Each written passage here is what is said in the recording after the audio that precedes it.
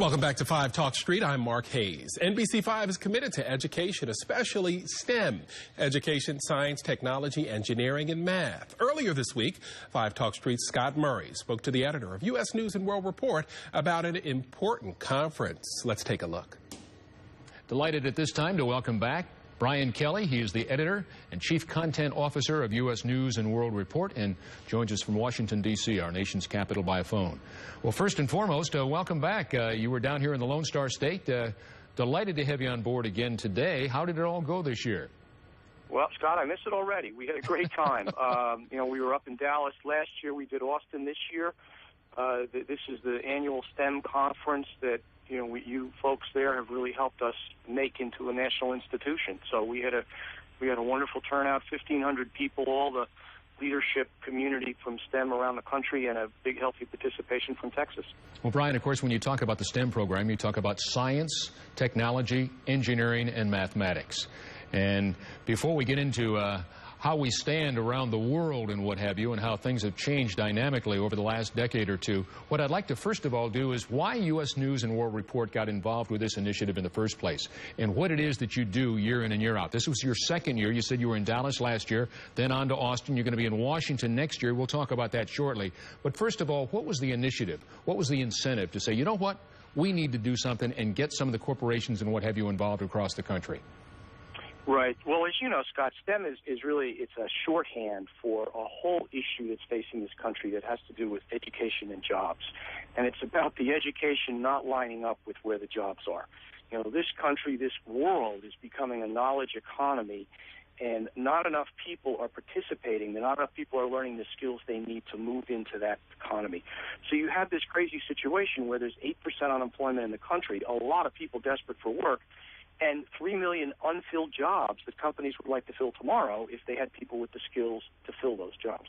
So we deal with both the education world and the careers world. We produce a lot of content, our college rankings, high school rankings, best jobs.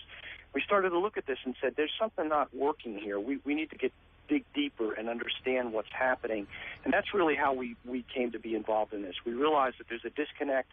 The employers aren't talking to the educators. The policymakers aren't seeing things in quite the right perspective. And most important, the consumers, the parents, the students, I think too many of them just aren't getting the message here. Well, this is 2 years now under your belt. As you look back now, you see what you did in Dallas, of course. I'm sure you all got together and said, you know what, we got to make this a little better next year. And you try to do that as you can move on. Now, Austin's now behind you. How did things turn out? What will you really cherish about what you learned from and now move forward to Washington next year?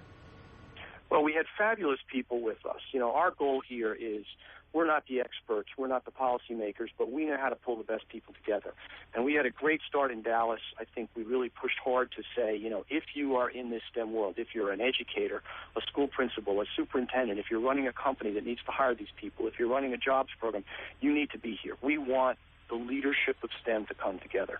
And we really pulled that together in Austin. It was a tremendous collection of people. We had the CEOs of probably 10 or 15 major companies. We had superintendents from states, and we had the presidents of major universities, engineering schools. And Texas was a big help because, I have to say, when you look around the country, folks in Texas do get this issue a lot better than most places. And we learned a lot from what the things that are going on in Texas in terms of standards and testing and trying to revamp the curriculums of community colleges, higher ed, so they're going to have a better outcome. People are going to learn what they need and get jobs. You talk about everybody being excited about how things turned out, and yet a couple of the corporations that come first and foremost, as I looked over some of the lists, it was unbelievable. You've got people like AT&T and Texas Instruments, both of whom are based in Dallas, right here in the North Texas area. I know both the CEOs. I know how committed they are to the STEM program, and yet I just wondered what their response has been and how they felt about how things turned out. Well, I can tell you, as you know, the CEOs, the first thing they want is for things to move faster. They're all saying, okay, this is great, but let's push harder. We're not getting to where we need to get, and that's good. I mean, I think this whole society needs a sense of urgency here. This is a big problem, and it's not just in the U.S. Remember, if we don't fix this, other people around the world are already fixing their piece of it. They're turning out tens of thousands of engineers in India. They're turning out all kinds of math specialists in China, kids who are going to fill these jobs. And a lot of these companies, they tell you, we would rather hire in the U.S. We would rather, they want to bring some of the stuff back to the U.S., but they say we can't do it if we don't get the skilled workforce to make it happen. Well, your point's certainly well taken, and that takes me exactly where I'd like to go right now. You talk about education and the education here in our country. I'm sure when I was growing up, and certainly when you were growing up, we were #1 straight across the board. Didn't matter whether it was mathematics or it was English or it was science. And I saw some statistics, might have been in U.S. News and World Report, but that we are like 25th in science or 15th in math and 14th in literature. That 1-1-1 straight across the board, that no longer exists. That means there are 24, 25 countries around the world supposedly are better at educating their students in science and math. That's unacceptable. And it's slipping. We're not gaining ground, we're losing ground. And one of the things that I think you see, Scott, there's school districts, there's schools that do a great job that get this. There's some of them in Dallas, talented and gifted. The school in Dallas, one of the phenomenal schools on our list. There's 5 or 6 other schools in the Dallas region that I know that are first rate. But there's too many schools in the middle, the second tier, that could be doing a better job and they're not. And why is that? Is it the quality of the teachers, the quality of the curriculum, certainly the parents and the students' motivation? There's a lot of factors here, but the fact is, exactly as you say, we're losing ground, and we've got to really address that in a very significant way very soon. Well, I know you've got your hands full. You look forward to year #3 on your home turf up in Washington, D.C. Brian Kelly, the editor of U.S. News and World Report, again, our thanks for your great commitment to this certainly important cause for us all. Thank you, Scott. We hope to see you in Washington, and bring your kids. We will. Thanks again. All right, Scott, thanks so much. Joining me now is Dr. Glenn Hardesty. He's an emergency medicine physician on the medical staff at Texas Health Arlington Memorial Hospital and chairperson of the Texas Health Resources Physician Leadership Council. Doctor, pleasure to see you again. Thanks for stopping by. Thank you, Mark, for having me. Yeah, let's talk about the transformation that's happening at Texas Health Arlington Memorial. Tell us a little bit about the shift, if you will. Well, we at Texas Health Resources are moving from a hospital organization to a healthcare organization, taking care of patients not in just the acute phase of when they're sick, but moving into the arena of well care, keeping them well, keeping them out of the hospital, which is kind of counterintuitive to what you might think, but in our current healthcare state with the crisis that we're facing, it's really the only sustainable path that we have to developing a sustainable healthcare system in the United States. And the argument seems to center around the fact that it's cheaper to keep people healthy than it is to treat sick folks. So why not let's just stay healthy? Staying healthy just makes sense, doesn't it? Right. Up to 70% of disease is preventable. But yet we only spend 4% of the healthcare dollars in that arena. So certainly we have an area that we can really dig into and get some results and improve the health of the communities in which we serve.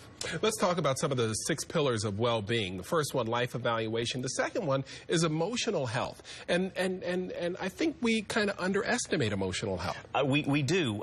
One of the tools that we have available to us is a well-being index. We can actually get a numerical value for people's well-being. And what we notice is when you raise the well-being index, you get a decrease in healthcare utilization, which tells us there's a lot more to it than just eating your green beans and going to bed at night. Right, right. So let's talk about physical health. I mean, you don't want people to run out there and try to run a marathon. It's a slow and gradual process, but it's one you have to pay attention to. Absolutely.